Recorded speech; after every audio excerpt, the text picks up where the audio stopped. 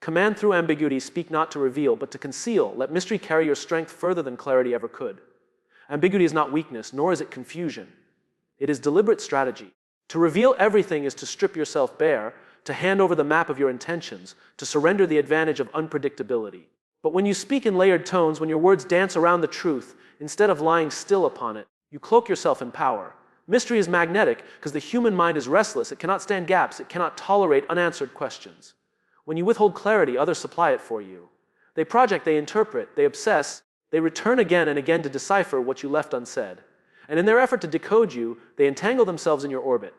The wise understand that clarity is not always power. Clarity makes you easy to categorize, easy to predict, and thus easy to control. The moment others believe they fully understand you, they grow comfortable, they stop investing energy in pursuit, and they may even dismiss you as ordinary. Ambiguity, on the other hand, keeps people unsteady.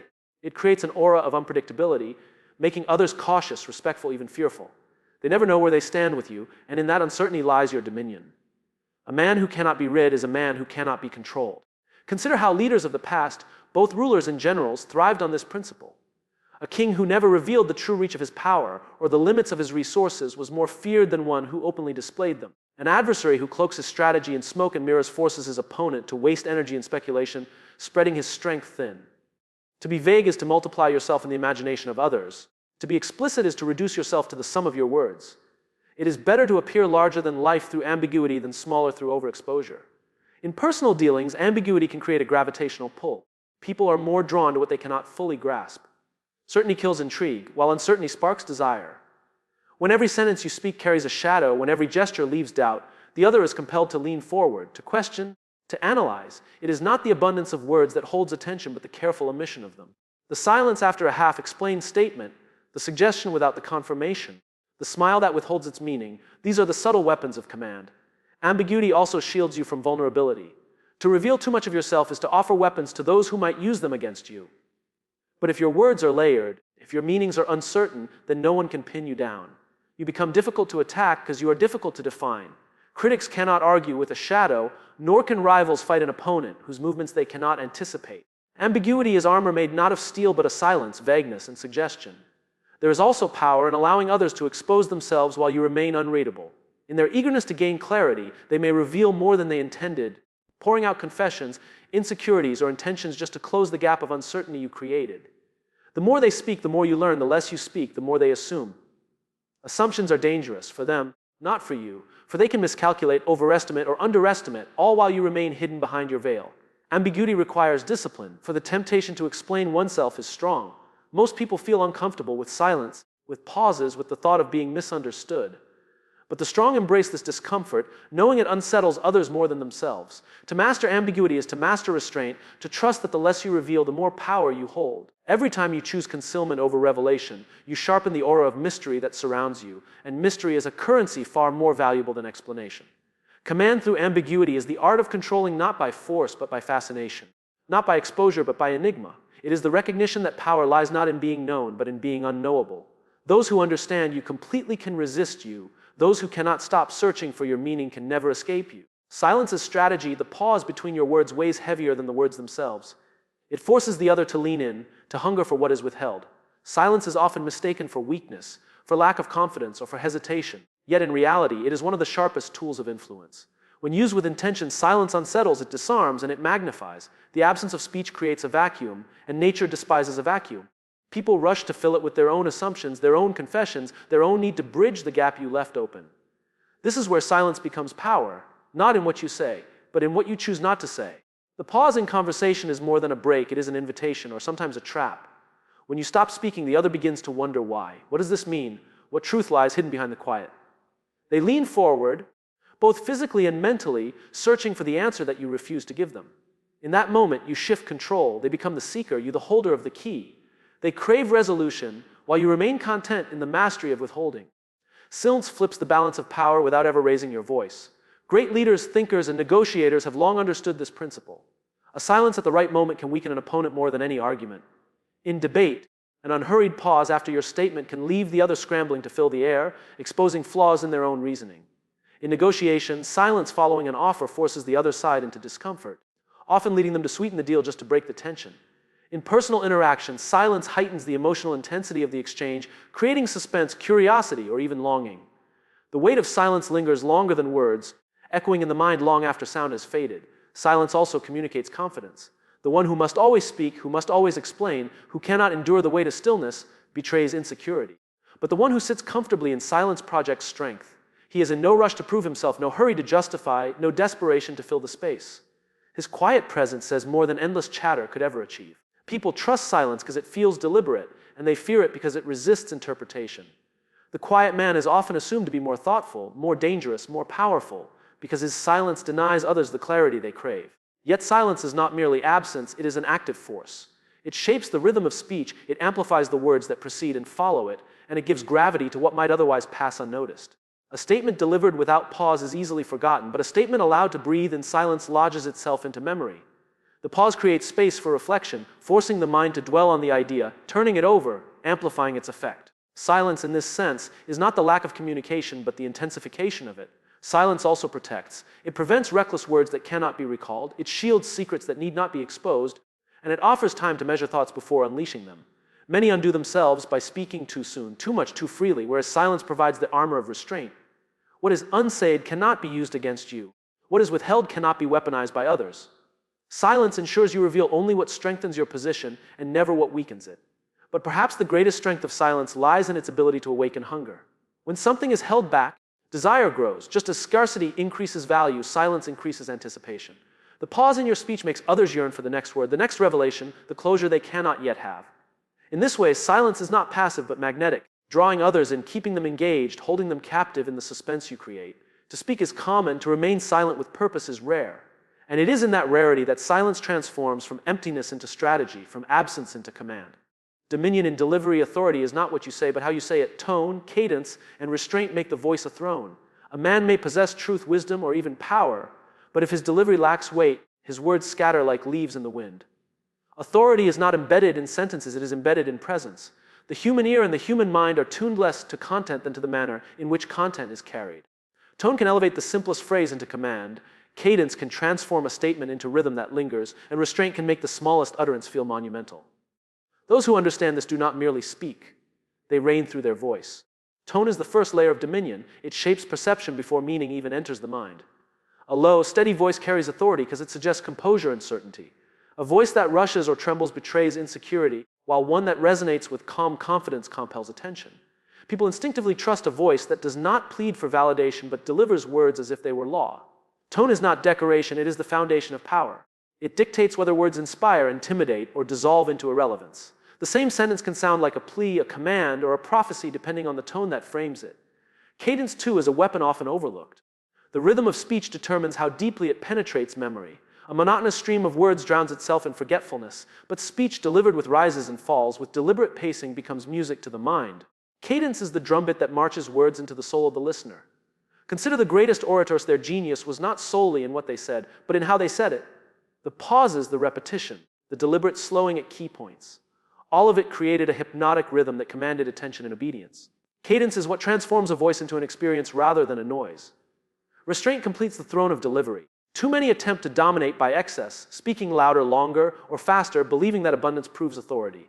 In reality, authority is most vividly expressed through control. The one who knows when to stop speaking, when to pause, when to leave a thought hanging in silence projects greater mastery than the one who spills every word without discipline. Restraint communicates that you are not desperate to be heard, you choose to be heard. That choice alone grants gravity to your presence. The restrained speaker becomes the one others chase for meaning, while the uncontrolled talker becomes background noise. Delivery also extends beyond the mechanics of voice. It is presence itself. Authority radiates through posture, eye contact, and the subtle timing of gestures that accompany words. A man who speaks slowly, deliberately, with his gaze steady and his movements minimal, creates an atmosphere where even silence feels charged. His voice does not rise in desperation, nor does it stumble in uncertainty. Instead, it flows with inevitability, as though every word is already carved in stone. This aura makes others lean in, not out of politeness, but out of compulsion. The throne of delivery is built not in a single day, but through discipline. To cultivate authority in voice requires self-mastery, of breath, of tempo, of emotion. It requires the courage to endure silence without rushing to fill it, the patience to hold back words until they are sharpened, and the confidence to let tone and cadence carry meaning even when the content is simple. When this mastery is achieved, even ordinary words strike with the force of command. Ultimately, dominion in delivery teaches that power is not always in the message, but in the messenger. The same truth spoken by two mouths does not land with equal force. One voice dissipates into the air, the other lodges into memory like a decree. It is not mere language that rules minds, but the controlled authority of the one who delivers it. The voice, trained and disciplined, becomes the invisible throne upon which power sits, compelling obedience not through demand, but through presence. The seduction of restraint never flood with words. A measured drip of intention creates thirst stronger than an ocean of explanation. To hold back is to wield power, for what is scarce is always more desired than what is given freely and in abundance. The world is filled with voices that chatter endlessly, drowning their own impact in noise, while the rare man who speaks sparingly captures attention like fire in the dark. Restraint is not silence alone, it is calculated discipline. It is the art of knowing how much to reveal, when to reveal it, and how to leave the rest suspended in mystery. When words are scarce, each one becomes precious. Listeners lean in hungry to catch every syllable because they know so few will be offered. A flood of explanation overwhelms, dilutes, and weakens the force of meaning, but a measured drip sharpens desire. Just as a parched man treasures a drop of water more than a deluge he cannot drink, the restrained voice is remembered more deeply than the one that spills without thought. Restraint creates tension, and tension creates fascination. To hold back is to ignite imagination, and imagination is far stronger than certainty. This principle is evident in persuasion, in leadership, and even in seduction. The one who explains everything leaves no room for curiosity, no space for the mind to wander. But the one who withholds, who offers fragments instead of full answers, awakens pursuit. People chase what they do not yet fully grasp, they long for what they cannot immediately have, and they are haunted by what is left unsaid. Restraint creates an echo in the mind, a lingering presence far after the moment has passed. What you conceal weighs heavier than what you reveal, for absence carries its own gravity. Restraint also shields power from decay. Overabundance breeds devaluation. When words are given too freely, when opinions are offered without measure, they lose their edge. The audience begins to treat them as ordinary, as predictable, as disposable. But when a man speaks rarely, his voice commands attention by the very act of scarcity. Each word seems deliberate, chosen, weighted, and thus they carry a kind of inevitability. Restraint keeps your influence fresh, keeps others from becoming numb to your presence. It transforms your words from mere speech into event. The seduction of restraint lies in the hunger it creates. Imagine a conversation where one party reveals everything. There is no suspense, no mystery, no reason to return. But with restraint, the other is left wondering, turning over fragments, seeking completion. This seeking binds them to you, for their thoughts return again and again to the gap you deliberately left open. By saying less, you occupy more space in their mind. By withholding, you make them thirst, and that thirst is a leash stronger than chains. Restraint also communicates confidence. The one who floods with words does so often from insecurity, from fear of being misunderstood or overlooked. But the restrained speaker suggests certainty in his own value. He does not need to explain every detail, for he knows the weight of his presence already commands attention. He does not fear silence because he trusts that what has been given is enough to provoke curiosity. In this way, restraint is not only a strategy of influence, but also a display of self-mastery. Discipline is required, for restraint does not come naturally. The human impulse is to justify, to over-explain, to fill silence with words. To resist this impulse is to train the will, to sharpen control, to embrace discomfort that others cannot tolerate, and in this discipline lies true command. The restrained voice may say little, but it is remembered more than the endless monologue. It is valued, sought after, returned to, because it offers not saturation but scarcity. To seduce through restraint is to recognize that desire is born not from what is given, but from what is denied. The less you offer, the more others crave.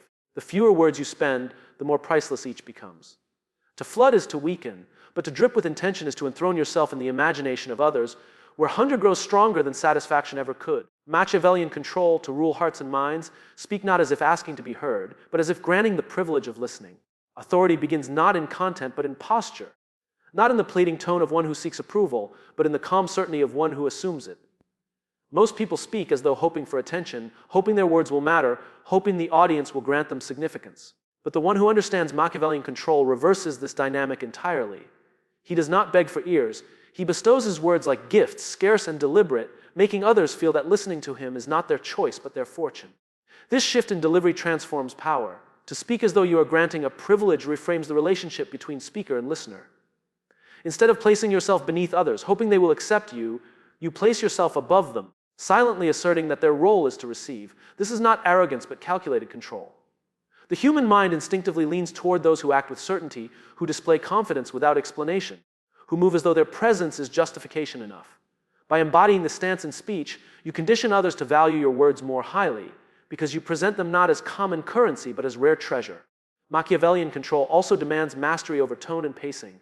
The desperate speaker rushes, spills too much, and fills silence with clutter, but the controlled speaker measures his voice, letting every syllable carry weight. He speaks slowly, as though time itself bends to his rhythm. He pauses not in nervousness, but in command, making the silence between his words more forceful than the noise of others. This deliberate control communicates more than words ever could. It communicates dominance, composure, inevitability.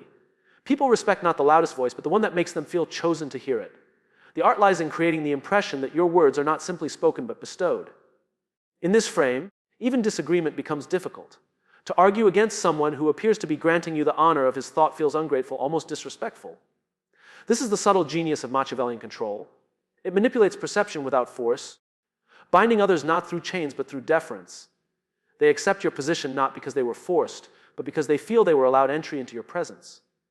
History is filled with examples of this principle in practice. Monarchs and rulers spoke not to persuade but to declare, as if their words were extensions of law itself. The weight of their authority was not always in the substance of their statements, but in the aura with which they delivered them. Even in modern times, the leaders who capture attention are not those who plead with audiences, but those who carry themselves as if the audience already belongs to them. Their confidence becomes contagious, and their manner of speaking creates the illusion of inevitability. This control extends beyond public speaking into personal interaction. In conversation, when one speaks too eagerly, they appear subordinate, as though grasping for approval. But when one speaks with calm restraint, when one allows silence to stretch and others to lean forward, the dynamic shifts. Listeners begin to mirror the sense of privilege, treating each word as something to be earned. They stop challenging and start absorbing because the atmosphere convinces them that the words carry greater weight than their own. The essence of Machiavellian control is not volume but gravity. It is not about saying more, but about making less feel greater. It requires the discipline to withhold when others overshare, to project calm when others flail, and to exude certainty when others doubt.